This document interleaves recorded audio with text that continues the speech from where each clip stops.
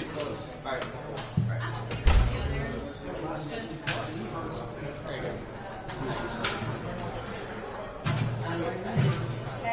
There you go.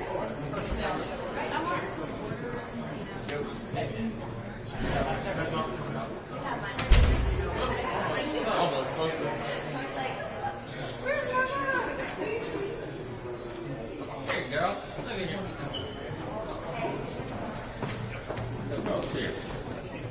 All right, well, I'll say what I said just a moment ago. Chairman Jordan and I have been very clear. We issued a lawful subpoena to the president's son. This has been a 10-month investigation, a credible, transparent investigation that has produced a lot of troubling evidence. We have lots of questions. Hopefully you all have had an opportunity to go in the committee room and see the boxes of documents that we've accumulated, tens of thousands of pages of documents. We have lots of specific questions. This is an investigation about public corruption at the highest levels of our government. The American people expect Congress to investigate this because I think one thing that Chairman Jordan's proven is the FBI, the DOJ, and the IRS, as we've heard from the whistleblowers, have all dropped the ball. So the House Oversight and House Judiciary Committee are conducting this credible investigation that an overwhelming majority of Americans want. We have specific questions for the president's son. He does not get to dictate the terms of this subpoena. So with that, I'll turn over to Chairman Jordan. I would just point out that I've had a chance now to review what Hunter Biden said in his press conference, and I think he made an interesting statement. He said his father was not financially involved in the business. And I think that qualifier, the word financially, is important because once again it shows another change in this story. First it was no involvement, then no, I never talked to anyone, and then we find out about the dinners, the meetings, the phone calls, and everything else. Now it's okay, he wasn't involved in the business financially. I think that is important. It's one of the reasons we want to talk to Hunter Biden. Second thing I would say is this: in a few hours, I think the House of Representatives is going to pass the impeachment inquiry, and that is an important step. If you talk to any scholars in this, I think we could proceed as we did under Speaker McCarthy where he announced it, but this is an important step. The impeachment power resides solely with the House of Representatives. If a majority of the House now says we're in an official impeachment inquiry as part of our constitutional duty to do oversight, that carries weight. That's going to help us get these witnesses in. And maybe most importantly, regarding this morning's activities, this is the argument that the White House and Hunter Biden's counsel used to say he shouldn't come. Okay, we disagree. We thought he should have been here.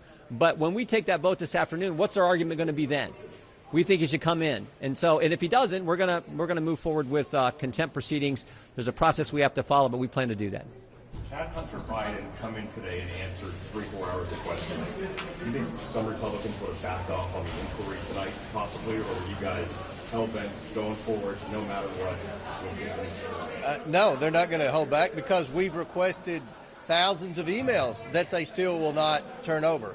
We've requested transcribed interviews with certain White House staff that they've instructed not to come. So the White House continues to obstruct, and I think you're going to see a clear message from the House today for the White House to cooperate with this investigation. What's the latest on that? She's coming. Yeah, she's coming.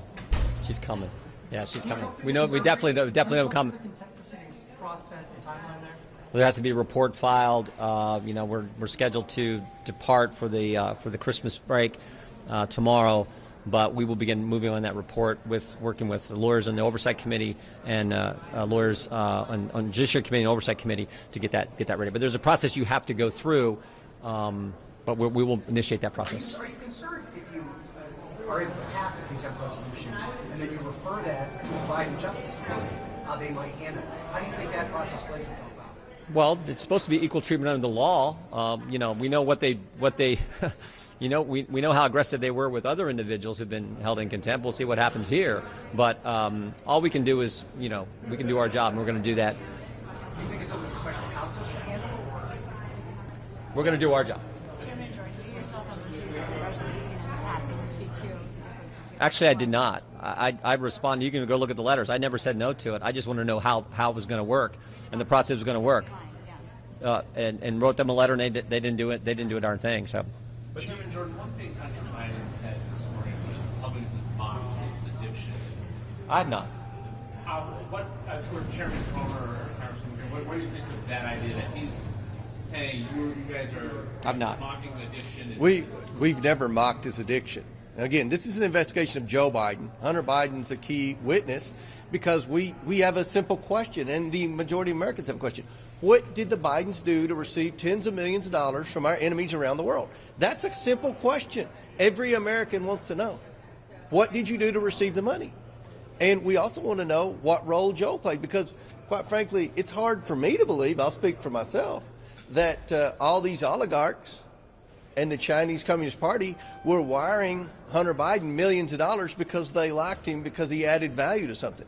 We believe, as what Devin Archer testified in the transcribed interview, that they were selling the brand and Joe Biden was the brand. And we believe that Joe Biden's known about this all along because he hasn't been honest with the American people. As Chairman Jordan said, his story continues to change.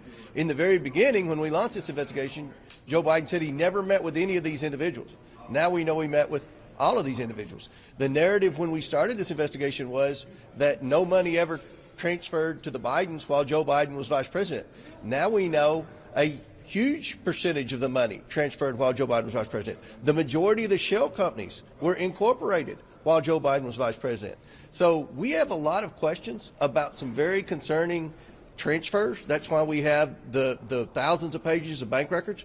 We've been very transparent with the media. This has been, I think, the most transparent political or congressional investigation since I've been in Congress for 7 years. We've produced 4 bank memorandums with specific bank statements. I mean, this is a concern. This is about public corruption at the highest levels. And, you know, the president's son does not get to set the rules.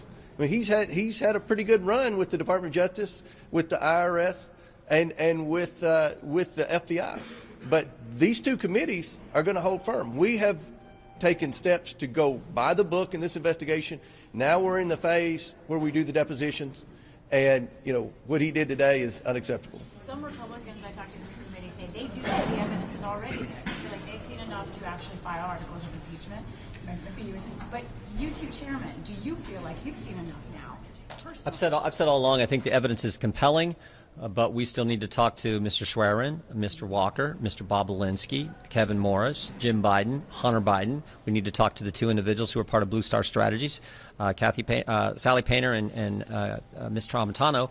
So those are people we need to talk to. We think with the vote this afternoon, we get those individuals in a more timely fashion, and we get the documents we want. And I would still go back to this. 1 hour ago, I think the biggest takeaway was the statement from Mr. Biden where he said, my father was not financially involved in the business. That is a huge change, which means, sort of means he's involved.